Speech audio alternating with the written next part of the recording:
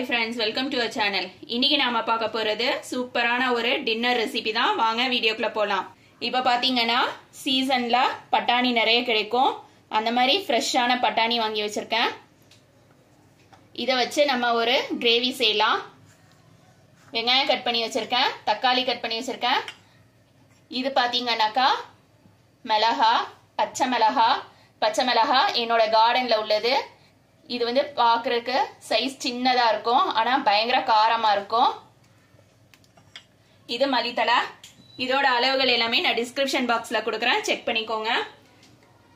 அடுப்புல ஒரு பேன் வச்சுட்டு எண்ணெய் ஊத்திருக்கேன்.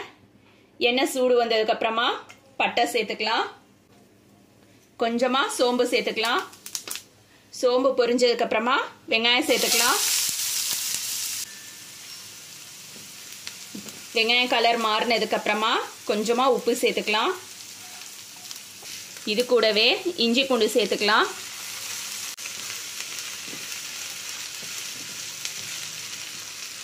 மிளகா சேர்த்துக்கலாம். மிளகா வந்து கார்டன்ல உள்ள மிளகா, பழுத்துருச்சு, அதால ரெட் கலர்ல இருக்கு. இஞ்சி பூண்டு பச்சை வாசனை போனதுக்கு அப்புறமா தக்காளி சேர்த்துக்கலாம்.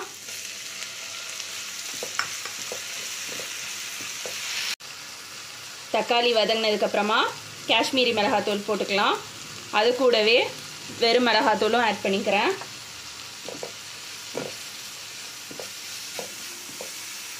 கொஞ்சமா மஞ்சள் தூள் ஆட் பண்ணிக்கலாம்.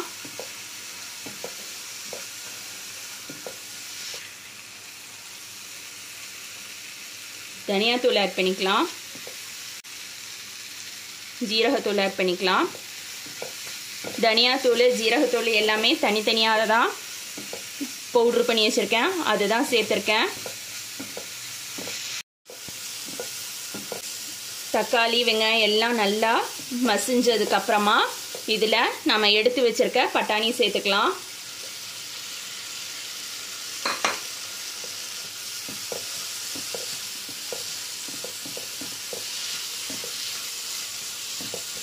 நாம பண்ற பட்டாணி கிரேவி வந்து சப்பாத்தி, பரோட்டா எல்லாத்துக்கும் ரொம்ப சூப்பரா இருக்கும். சைட் டிஷ்ஷா சாப்பிட்றதுக்கு கொஞ்சமா தண்ணி சேர்த்துக்கலாம்.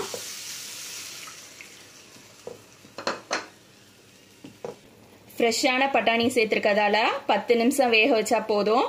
ஒரு மூடி போட்டு வேக வச்சுக்கலாம். வேக வச்சுட்டு அதுக்கப்புறமா நான் காட்டுறேன். இப்போ பார்த்தீங்கன்னா 10 நிமிஷத்துக்கு அப்புறமா நம்மளோட பட்டாணி கிரேவி ரெடி ஆயிடுச்சு. இதில் கொஞ்சமாக கசூரி மேத்தி ஆட் பண்ணிக்கலாம். கூடவே மல்லித்தலை ஆட் பண்ணிக்கிறேன்.